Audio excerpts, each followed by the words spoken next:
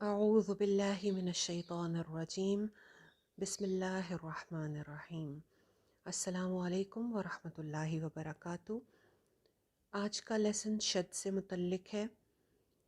شد کے بارے میں ایک عام فہم خیال یہ ہے کہ جی شد میں شدت پائی جاتی ہے، اس کو شدت سے ادا کرنا ہے، اس میں زور لگانا ہے۔ اس طرح کا کوئی بھی کنسیپٹ جو ہے وہ درست نہیں ہے۔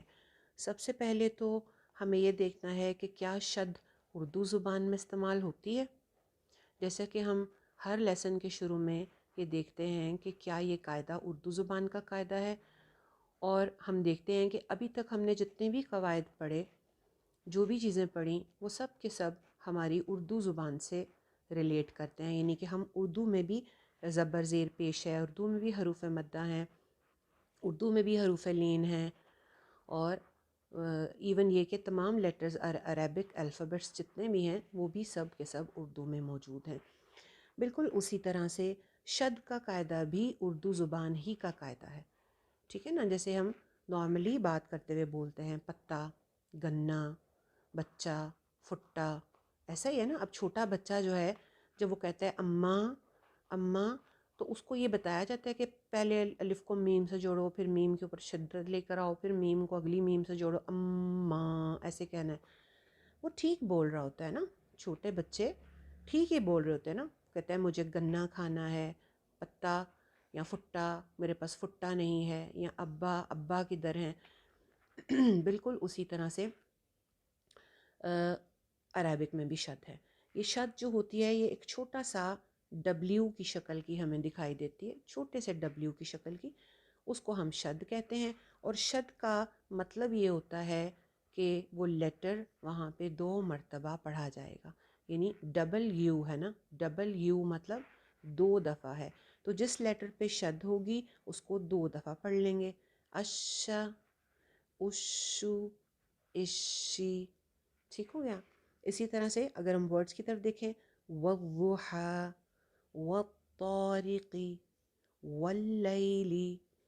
چلیے جی اب ذرا چلتے ہیں قاعدے کی طرف۔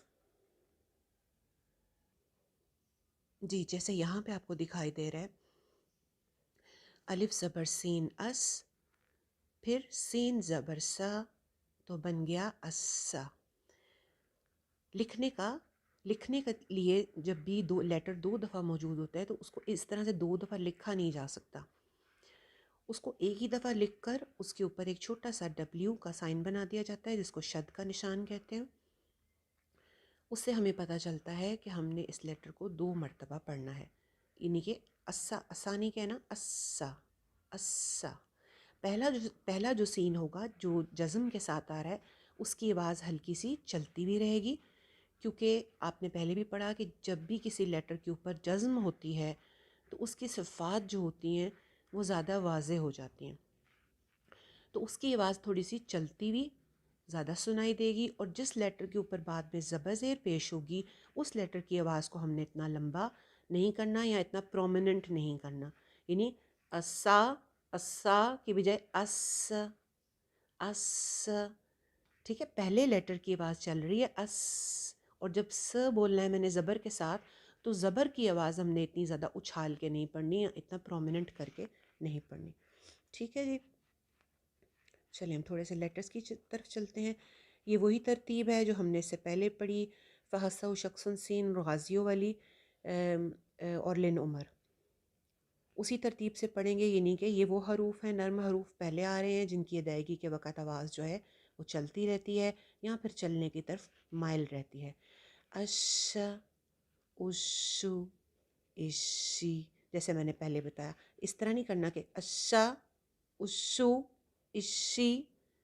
یہ اس میں کیا ہو رہا ہے، اس میں لاسٹ جو حرکت ہے اس کی آواز زیادہ پرومیننٹ ہے، اور جو پہلی والی جزم والا جو لیٹر تھا اس کی آواز کم ہے۔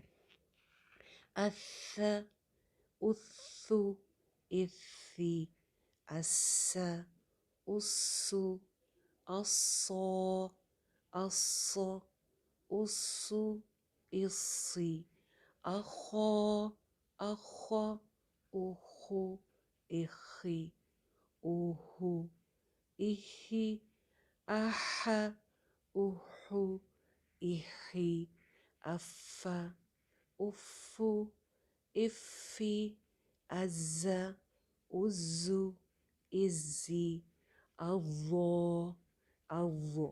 ایک کھڑی زبر کے ساتھ آتا ہے تو اس کو ایک الف لمبا کر لیں گے. أضو أض أضو إضي أي إي أو أو إوي أذ أذ أضو أض أض إضي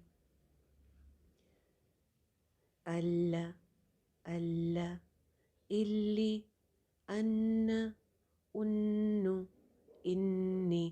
نون اور میم کے اوپر جب بھی شد ہوگی اس کے اوپر ہمیں ایک الف کے برابر غنہ کرنا ہے. ان ان انی اع او ای ام ام امی ار ار اری. سخت حروف ات ات اتی اک اکو اکی اقا اق اقو اقی اطا اط اطو اطی اب اب ابی اج اجو اجی اد ادو ادی. یہ تو تھے سارے حروف. انشاءاللہ نیکسٹ لیسن میں شد کی مشق کی طرف چلیں گے. السلام علیکم ورحمۃ اللہ.